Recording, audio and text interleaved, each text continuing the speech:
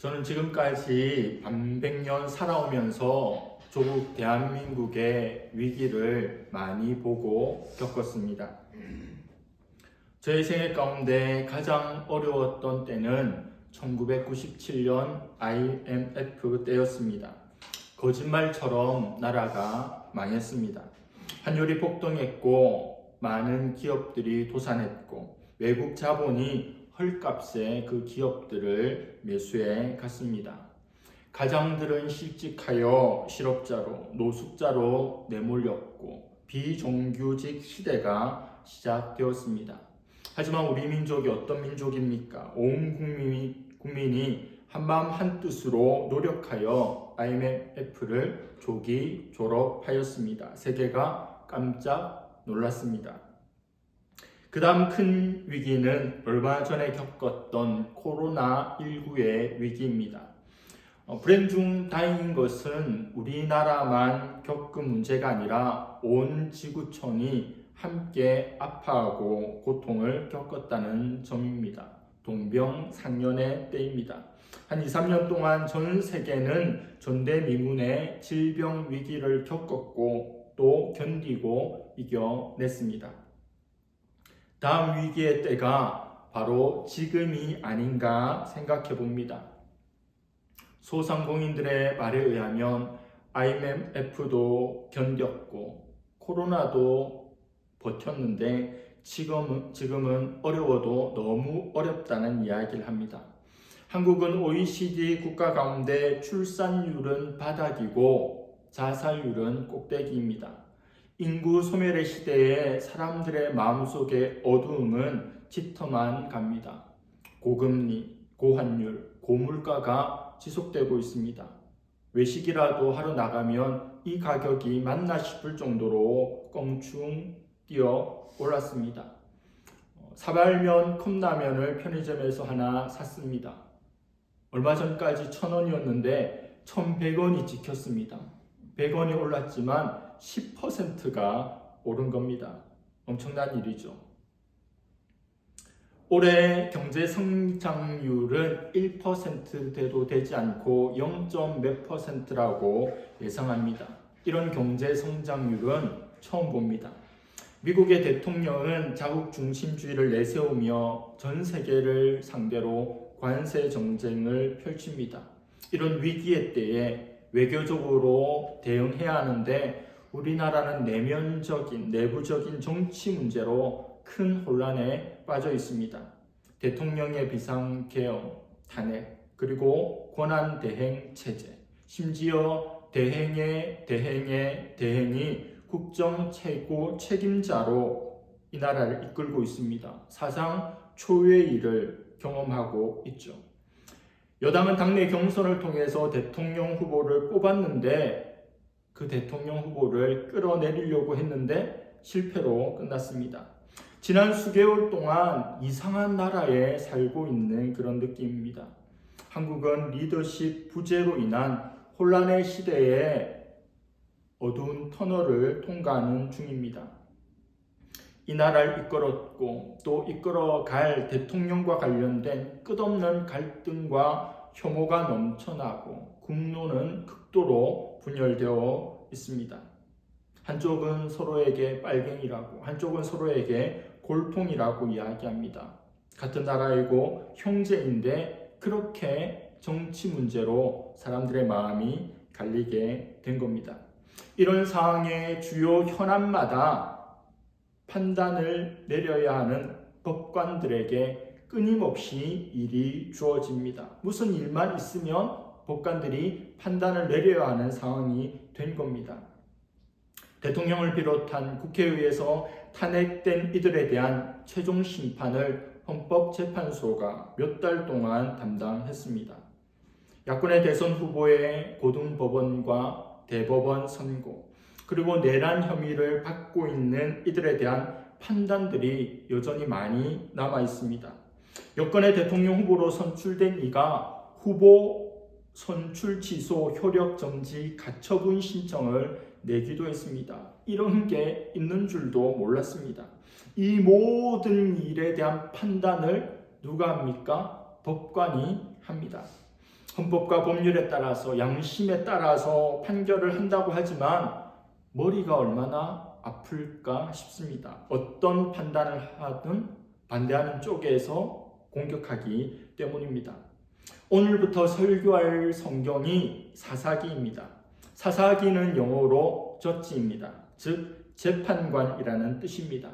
사사기의 시작은 지금 우리의 현실과 크게 다르지 않습니다. 여호수아가 죽은 후에가 사사기 말씀의 시작입니다.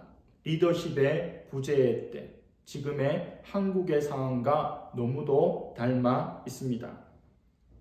하나님은 애굽에서 종살이하고 있던 이스라엘을 권념하십니다. 생각하십니다. 돌아보십니다. 그들의 조상들과 맺었던 언약을 기억하시고 그들을 출애굽시킬 계획을 이루고자 하십니다. 모세를 통해서 그들을 출애굽 엑소더스 시켜 주셨습니다. 그리고 모세의 후계자 여호수아를 통해서 젖과 꿀이 흐르는 가나안 땅에, 그 가나안에 들어갈 수 있는 가나안의 역사를 이루어 주셨습니다. 용맹한 장수 여호수아는 7년 반 만에 가나안 땅 정복 전쟁을 끝냅니다. 그리고 그 땅을 다 12지파에게 분배합니다. 여호수아의 사명이 끝났습니다.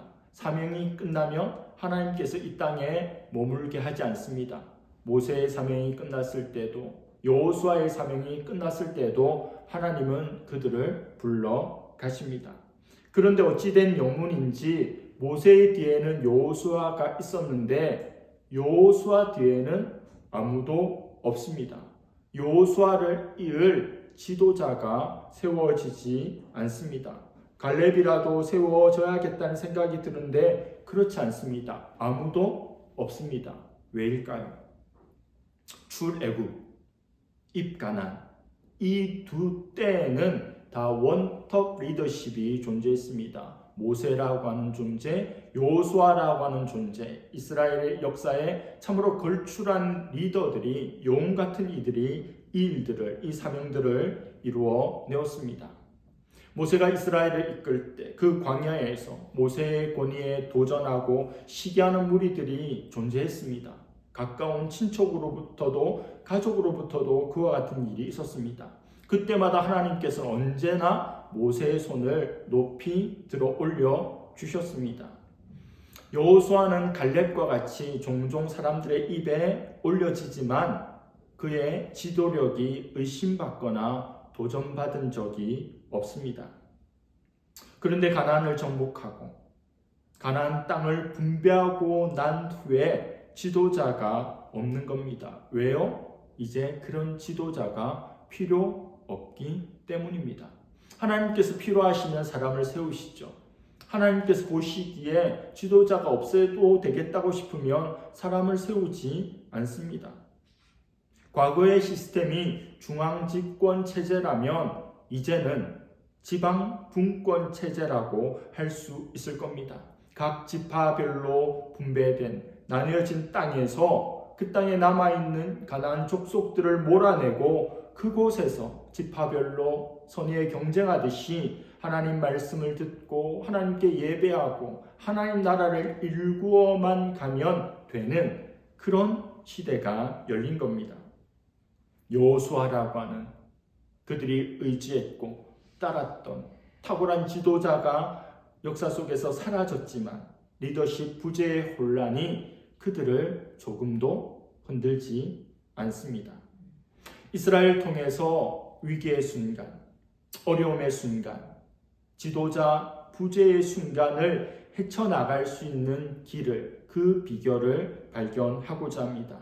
첫 번째는 하나님께 물어야 한다는 점입니다.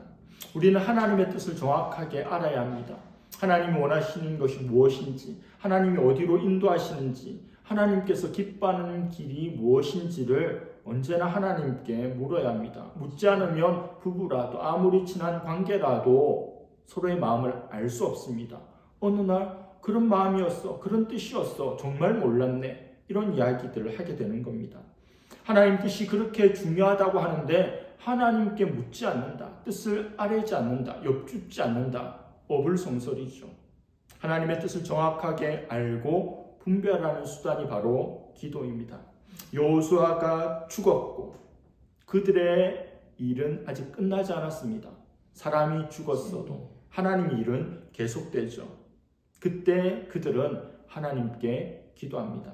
한 지도자가 하나님 앞에 응답을 받고 하나님의 인도를 받고 지금까지는 그저 따라만 가면 되었는데 리더십의 등만 보면 되었는데 이제 그들이 하나님 앞에 기도할 수 있는 수준에 이르게 된 겁니다.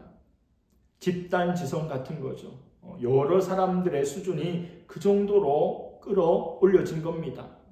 광야에서 만나를 먹으며 하나님 말씀을 배웠던 그들이 철저히 하나님의 전쟁을 수행했을 때 하나님께서 가나안 땅을 주시고 그러한 경험들을 통해 그들의 믿음이 그들의 수준이 이렇게 부쩍 자라 있었던 겁니다. 1절 말씀입니다. 여호수아가 죽은 후에 이스라엘 자손이 여호와께 여쭈어 이르되 우리 가운데 누가 먼저 올라가서 가나안 족속과 싸우리이까. 이스라엘 하나님께 기도합니다. 우리 중에 12지파 중에 누가 먼저 가나안 사람과 싸워야 하겠습니까? 아무나 하면 되지. 누구라도 먼저 하면 되지. 그런 상황이죠. 그럼에도 불구하고 어린아이처럼 하나님께 여쭙습니다. 물어봅니다. 기도를 지나친 기도가 우리 신앙에 해롭지가 않아요. 부족해서 문제지. 이런 것까지 구해야 하나? 구할 수 있으면 좋습니다. 어린아이와 같이 하나님 앞에 무엇이든지 묻고 구하는 것은 하나님 너무 기뻐하실 우리의 기도의 태도입니다. 이렇게 하나님께 묻는 장면, 일상에서 전쟁을 앞두고 묻는 장면은 이스라엘 역사에 많이 나오는 관례적인 행위입니다. 전쟁의 승패는 하나님께 있죠. 하나님께서 인도해 가시는 전쟁은 하나님께서 이기게 해주십니다. 그럼에도 불구하고 하나님 이 전쟁 어떻게 해야 될까요? 누가 먼저 갈까요? 언제 나아갈까요? 묻는 것은 하나님의 확인 도장을 받는 행위와도 같습니다. 우리도 하나님께 물어야 합니다. 늘 물어야 합니다.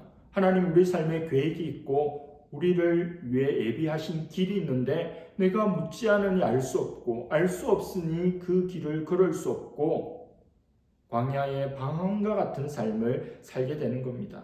언제나 하나님과 소통하면서 물으며 그 길을 찾고 그 길을 걸어가야 합니다. 하나님 앞에 유다 지파가 물었을 때 여러 지파가 물었을 때 하나님께서 유다 지파가 먼저 올라가라고 말씀합니다. 그리고 유다 지파의 손에 그 땅을 붙이겠다. 그 싸움에서 이기게 해주겠다고 약속합니다. 2절입니다. 여호와께서 이르시되 유다가 올라갈지니라. 보라 내가 이 땅을 그의 손에 넘겨 주었노라 하시니라. 너무 명확한 미래는 과거 시제로 표현합니다. 아직 전쟁도 하지 않았는데 이미 주었대요. 이미 승리한 싸움을 싸우는 것이 우리의 삶입니다. 우리의 신앙입니다. 우리에게는 좀처럼 있을 수 없는 하나님과의 대화가 직통으로 이루어집니다. 요즘 시대에도 아주 신령하신 기도원 원장님들이나 그런 분들은 하나님과 직통으로 막 모세처럼 대화한다고 하죠. 믿음의 조상 아브라함조차도 그의 일생, 그 긴 일생 동안 하나님과 친구처럼 직통 계시를 주고받은 때가 그렇게 많지 않아요. 많은 기간에 침묵하고 자기의 삶을 살고 어느 날 하나님께서 말씀하시고 아브라함이 반응하는 거지 아침 저녁으로 하나님과 대화하는 게 아닙니다. 그러나 아주 신령한 시대에 오늘날에는 아침 저녁으로 하나님과 직통 계시를 주고받는 이들도 있다고 합니다. 하나님과의 직통 계시 참 쉽지 않은데 원래 우리 인간을 보면 하나님과의 직통 계시, 하나님과 친구처럼 대화하는 존재로 지어졌습니다. 에덴 동산에서의 아담의 모습이 그렇죠.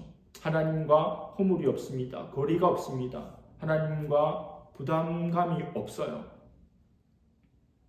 요한복음에 보면 목자와 양의 비유를 말씀하시면서 목자도 양을 알고 양도 목자를 안다고 합니다. 그리고 그 음성을 안다는 거예요. 양들도 목자의 음성을 알고 목자도 양들의 소리를 안다는 겁니다. 이게 관계죠. 길들여진 존재입니다. 하나님께서 우리를 그렇게 만드셨어요. 하나님 말씀하시는 하나님이고 우리는 듣고 반응하고 하나님과 사귀며 영원토록 하나님과 함께 나아갈 존재로 우리를 지어주셨는데 그게 우리의 원래 영적 DNA인데 하나님의 음성이 들리지 않고 하나님과 친구처럼 대화할 수 없는 수준에 이르게 된 겁니다. 왜 그렇죠? 죄 때문이죠. 하나님과의 관계가 멀어졌기 때문입니다. 우리 욕심 때문이에요. 우리가 하나님을 끊임없이 밀어내기 때문에 하나님과 친구처럼 대화할 수 없는 겁니다. 평소에는 잘 기도하지 않다가 정말로 큰 위기가 오거나 하나님께서 꼭 도와주셔야 하는 중요한 일들 앞에서 기도하는 분들이 있습니다. 귀한 일이죠. 1년 내내 새벽기도 안 가다가 아이가 고3이면 한 달 전부터 특세하는 분들 귀합니다. 그렇게라도 기도하는 게 올바른 길이에요. 평소에 기도하지 않다가 어려움의 때에 기도하니 그게 또 얼마나 귀합니까? 근데 그렇게 와서 기도하니 하나님께서 즉각 응답해 주시고 알아듣게 말씀을 해 주시는가 하면 대부분 아니라는 겁니다. 왜요?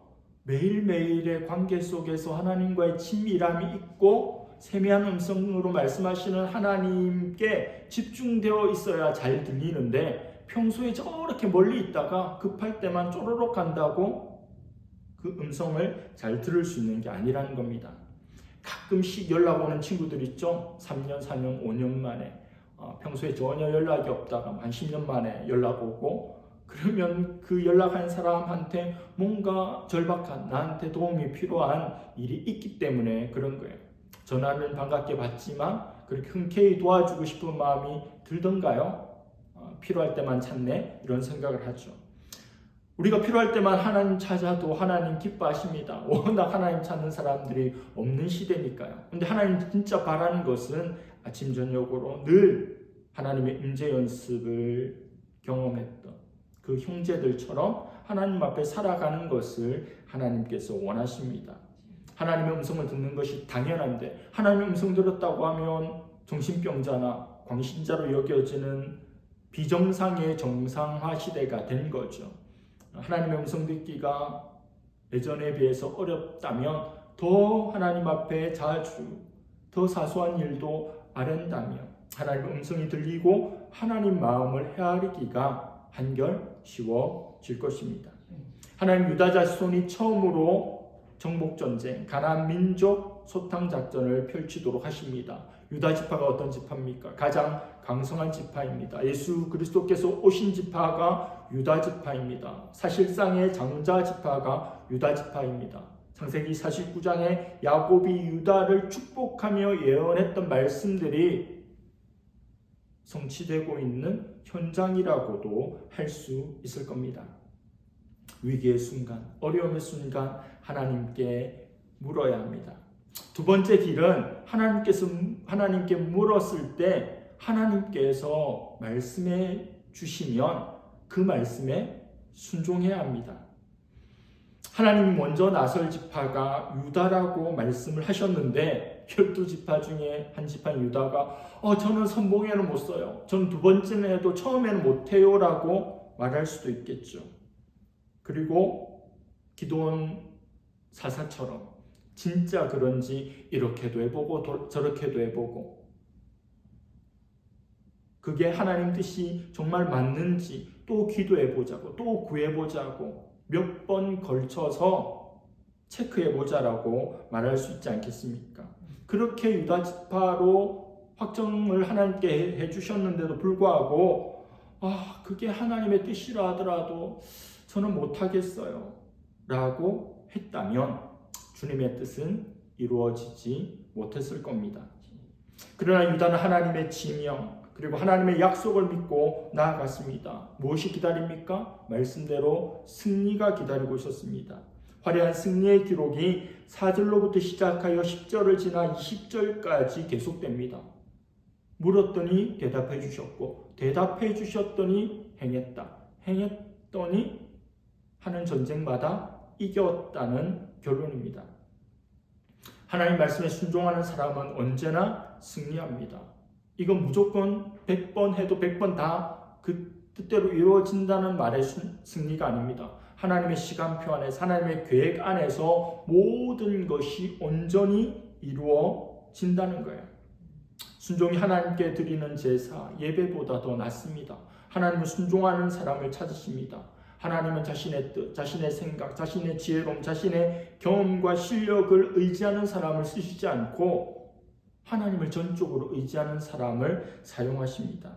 때로는 바보처럼 보이고 어리석게 보이고 무능력해 보여도 잠잠히 주님의 말씀을 기다리고 하나님 말씀이 임하였을 때 분연히 일어나 그것을 행하는 사람을 통해서 하나님은 언제나 일해 가십니다.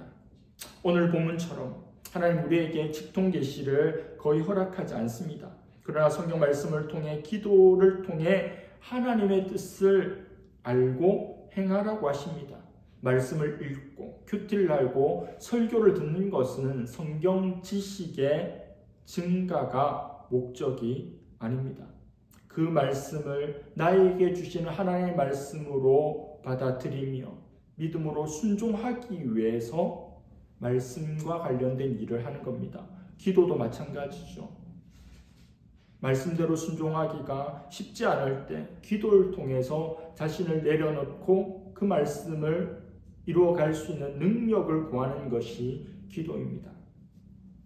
마지막 세 번째는 연합해야 한다는 것입니다. 3절 말씀에 보니 유다는 형제 지파인 시므온에게 함께 싸우러 가자고 합니다. 그러면 자신도 시므온 지파의 전쟁에 동참하겠다는 거죠. 품앗이처럼 서로의 전쟁에 협력해서 동력하기를 원합니다. 하나님은 유다에게 승리를 약속하셨습니다. 하나님 약속했으니 내가 어떻게 하든지 무조건 이기겠다. 천만의 말씀입니다. 하나님께서 말씀해 주셨고 약속해 주셨어도 인간 편에서 내가 할 수 있는 최선을 다해야 그 약속을 온전히 이룰 수 있습니다. 그래서 어떤 이는 이런 말을 했습니다. 하나님께 기도할 때는 전적으로 하나님께 달린 것처럼 기도하고 그 일을 행할 때는 그 일이 전적으로 나에게 달린 것처럼 일해야 한다. 하나님의 약속의 말씀을 받았으니 대충 띡띡띡 해도 다 이루어지겠지. 칼만 한번 휘둘러도 10,000명씩 쓰러지겠지. 그런 일은 없습니다. 영성이 땀을 대신하지 않습니다. 기도만 많이 한다고 땀 흘릴 필요가 없는 게 아닙니다. 그런 태도는 옳지 않아요. 어떤 수단, 어떤 방법, 우리가 할 수 있는 최선을 다해서 그 가나안 땅을 일구어 가야 합니다. 모든 것이 하나님께 달려 있지만 내가 해야 할 일들을 충실히 할 때 그 역사가 일어나는 겁니다. 협력해서, 동력해서 우리가 할 수 있는 최고의 지혜를 짜내서 하나님 말씀하신 것을 이루고자 하는, 이루어서 하나님께 올려드리고자 하는 중심으로 해야 한다는 겁니다. 밀림의 최상위 포식자요 왕들인 호랑이와 사자는 잘 서로 싸울 일이 없습니다. 서로 강하기 때문에 서로에게 데미지를 줄 수 있기 때문에 잘 싸우잖아요. 그런데 호랑이와 사자가 1대1로 싸우는 경우들이 있는데 학자들에 의하면 70% 이상 거의 대부분 호랑이가 이긴다고 합니다. 우리 애들이 호랑이가 강해요, 사자가 강해요, 싸우면 누가 이겨요? 싸워봐야 알지만 연구해 본 사람에 의하면 호랑이가 조금 더 강하답니다. 그런데 호랑이와 사자가 집단으로 한 5대5 정도 이렇게 싸우면 언제나 사자가 이긴대요. 1대1로 싸우면 호랑이가 더 능력이 있어서 이기는데 왜 집단으로 싸우면 지는가 보니 호랑이는 원래 자기 혼자 잘나서 혼자 싸우는, 독고다이 같이 싸우는데 사자는 무리 생활을 하잖아. 사자는 협력한답니다. 사자 5마리가 한 마리를 공격하고 제압하고 또 한 마리, 이렇게 하니까 한 마리씩으로는 호랑이가 이기는데 전체로 붙어보니까 사자가 이기는 결론이 나더라는 겁니다. 예전에 한국과 일본을 많이 비교했죠. 한국 사람들 한 명 한 명 다 똑똑한데 뭉쳐놓으면 오합지졸이라고. 일본은 한 사람 한 사람은 좀 특별하지 않은데 뭉치기를 잘한다고. 우리나라 보십시오. 분열의 끝판왕입니다. 분열할 수 있는 모든 것에는 분열해요. 정말 대단합니다. 교회도 분열하고 뭐 나이로도 지역으로도 뭐 학교로도 성별로도 정치로도 종교로도 장로교도 분열할 수 있는 건 다 분열해요. 세포 분열의 끝판왕이 이 민족입니다. 그런데도 불구하고 세계적으로 이 정도 이상이 있다. 이거는 한 개인이 얼마나 뛰어나면 그렇겠습니까?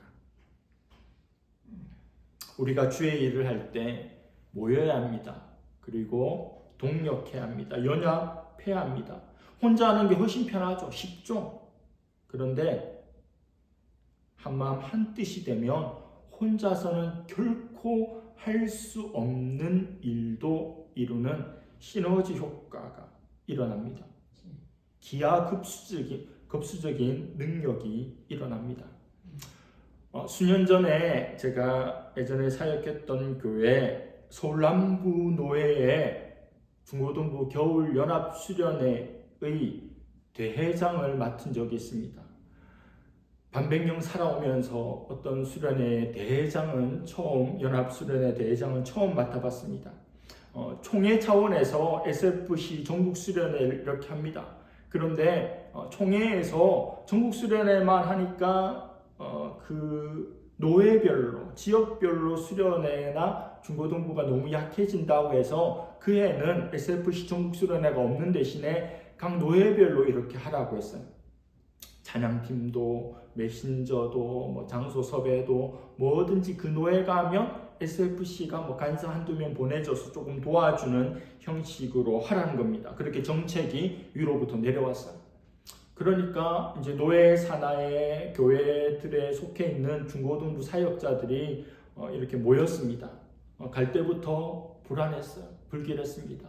안 가고 싶은 마음이 굴뚝 같았는데 우리 담임 목사님이 아주 관심 있게 가라고 해서 갔습니다. 아니나 다를까 제가 이 일의 담당자가 됐어요. 왜요? 신대원 기수가 거기 중고등부에 있는 모든 이들보다 제가 높았기 때문입니다. 다른 친구들은 한참 기수가 어린데 그냥 뭐 중고등부, 뭐 중등부, 고등부 이렇게 맡았고 저는 잠실중앙교회에서 교구도 맡고 중등부도 맡고 있었기 때문에 교구 사역자고 여기는 교육 목사들이 있는데 제가 맡게 된 겁니다. 연합사역 해보셨습니까? 대학교에서 과제, 조별과제 해보셨습니까? 미칩니다. 혼자면 딱딱딱 할 걸 사람이 다 다르기 때문에 형편이 다 다르기 때문에 그걸 모아서 한다는 거 보통 어려운 일이 아닙니다. 쉬운 일이 아닙니다. 교회도 다 달랐고 지역도 다 떨어져 있었고 사역자들 성향도 다 달랐고 모이기도 힘들었고 결정도 준비도 어려웠습니다. 그래서 단톡방에 제가 뭘 올리면 대답을 하시고 뭘 해야지 이렇게 좀 역정을 내면 그때 이제 띡띡 올라오고 이렇게 했습니다. 제가 선배라고는 하지만 원래 뭐 잘 알고 있었던 이들이 아닌 타교회 후배 사역자들이 뜻대로 움직여 주지 않아서 많이 힘들었습니다. 그런데 우여곡절 끝에 안산 동산교회 수양관에서 연합수련을 했는데 너무 좋았어요. 찬양팀도 너무 좋은 팀이 섭외가 됐고 강사들은 우리 교회 2명, 그쪽 교회 2명 해가지고 4명이 하고 작은 교회들하고 한 200명 정도 했었는데 너무너무 좋았어요. 그리고 안산 동산교회 김중 목사님의 마인드가 있었는지 밥도 끝판왕 정도로 잘 나왔어요. 전복이 나왔나? 애순이네 집 전복이 나왔나 할 정도로 수련회 중고등부 수련회 전복이라고 싶을 정도로. 그리고 맨 마지막에 결산하잖아요. 이런 수련회 하면 다 적자잖아요. 그럼 내가 또 교회 가가지고 교육위원장 집사님한테 또 이렇게 또 입 짧은 소리 해야 되나 걱정이 좀 됐죠. 그분이 굉장히 깐깐했거든요. 그런데 정확하게는 모르겠지만 그 수양관에 뭐 한 900만 원 이렇게 내야 되면 우리가 그 정도 예산이 없었는데 말도 안 했는데 맨 마지막 정산하는데 그렇게 밥도 잘 먹었는데 그냥 150만 원을 빼주는 거예요. 돈을 왜 빼줘요? 다 돈 벌자고 하는 건 아니겠지만 손해보면서 일을 하는 겁니다. 그리고 서해 쪽이었는데 저녁 때 이렇게 뭐 밥 먹을 때는 몰랐는데 아침에 조식 먹으려고 가니까 바닷물이 쫙 들어와가지고 미식당 옆에서 출렁출렁거리고 있는 와 너무 환상적인. 그리고 끝나서 같이 세비섬 거기 있는 뷔페 이 노예 교육부서 목사님이 수고한 사람들 다 불러가지고 수고는 우리가 했는데 본인이 돈 안 쓰고 남은 예산으로 밥 먹고 그래도 남아서 SFC에 다 이렇게 헌금하고 이 수련회가 끝났습니다. 저는 너무너무 처음에 힘들었어요. 너무너무 하기 싫은 일을 했어서도 더 힘들었지만 이렇게 안 따라줘서 너무 힘들었는데 연합해보니 혼자서는 할 수 없는, 나 혼자 우리 교회로서 할 수 없는 일이 일어나게 되었습니다. 보람이 있었어요. 이래서 연합하는구나. 그것이 얼마나 아름다운 일인지, 얼마나 폭발적인 일인지를 경험했습니다. 빨리 가려면 혼자 가면 돼요. 그런데 멀리 가려면 함께 가야 합니다. 그것을 가슴 깊이 새기는 시간이었어요. 레위기 26장 7절에서 8절입니다. 너희의 원수들을 쫓으리니 그들이 너희 앞에서 칼에 엎드러질 것이라. 또 너희 다섯이 백을 쫓고 너희 백이 만을 쫓으리니 너희 대적들이 너희 앞에서 칼에 엎드러질 것이며. 다섯이서 100이면 20배인데 100이면 만을 쫓는다고 하니까 100배 증폭되는 거죠. 산술급수적으로 늘어나는 게 아니라 기하급수적으로 하나님께서 연합하면 큰 일을 이루어 주십니다. 전도서 4장 12절입니다. 한 사람이면 패하겠거니와 두 사람이면 맞설 수 있나니 세 겹줄은 쉽게 끊어지지 아니하느니라. 보잘것없는 작은 짝대기 툭 끊어져요. 두세 개도 툭 끊어집니다. 근데 그게 한 20개, 30개 되면 웬만한 장사라도 끊을 수 없어요. 우리 한 명은 연약한 존재입니다. 그럼 우리가 하나 된다면, 함께 맞선다면 세 겹줄이 되면 쉽게 끊어지지 않는 겁니다. 성경은 마지막 때의 징조들을 말씀합니다. 그 중에 하나가 사람들이 잘 모이지 않는데요. 어제보다 오늘이 마지막 때고 오늘보다 내일이 마지막 때죠. 코로나 전에도 잘 모이지 않았는데 코로나 이후부터는 뭔가 모인다는 생각을 잘 하지 않잖아요. 코로나 이후로 교회로 다시 돌아가지 않는 이들도 많죠. 그게 말세의 징조입니다. 잘 모이지 않아요. 사탄은 우리를 분열시키고 흩어지게 만듭니다. 함께하면 힘이 강해지니까 될 수 있으면 분열시키고 될 수 있으면 쪼개어 놓습니다. 우리 민족이 세계 속에서 더 높아지려면 산산이 쪼개지는 이 마음이 하나가 되어야 합니다. 단기 선교로 외국에 가는 팀을 지도하고 이끌 때 기도나 또 교육할 때 언제나 제일 중요하게 제가 강조하는 게 있어요. 뭐냐? 가면, 선교지에 가면, 우리가 아무리 친해도 선교지에 가면 거기에는 분열의 영이 있다. 우리 마음 가운데 다투게 하고 섭섭하게 하고 나누어지게 하는 마음이 거기서 생기면 이 선교는 사실상 끝이다. 제가 일본 선교를 이끌고 간 적이 있는데 2개의 팀이 같이 갔어요. 원래는 한 팀이 가야 되는데 특별하게 2개의 팀이 갔으니 얼마나 신경이 쓰였겠어요. 이 2개의 팀 어느 한쪽에 잘해줄 수도 없고 똑같이 기회를 줘야 되고 연습할 때도 2시간이면 이 팀이 30분 하십시오. 30분 또 30분 30분 그렇게 애를 많이 쓰면서 그 이야기 끝없이 했어요. 한 팀이 가도 아무리 친해도 가면 마음이 상하고 섭섭하고 분열되고 분위기가 험해지는데 2팀이니까 신경 많이 쓰인다. 근데 아무 문제 없이 은혜롭게 성숙하게 마쳤습니다. 말세가 되면 이와 같은 일이 일어나요. 그러나 우리가 뭉치면 강해집니다. 강해지면 하나님 나라를 훨씬 더 앞당길 수 있을 겁니다. 여러분, 스카펙의 책 제목처럼 우리에게는 아직도 가야 할 길이 있습니다.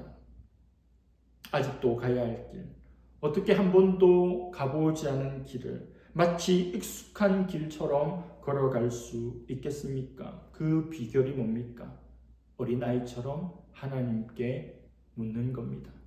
어떤 이들은 하나님께 물으면 하나님께서 대답해 주시고 대답해 주시면 행해야 되고 행하기 싫으니 어차피 묻지 않겠다 생각하는 지혜로움을 발휘하기도 하지만 지질이 어리석은 거죠.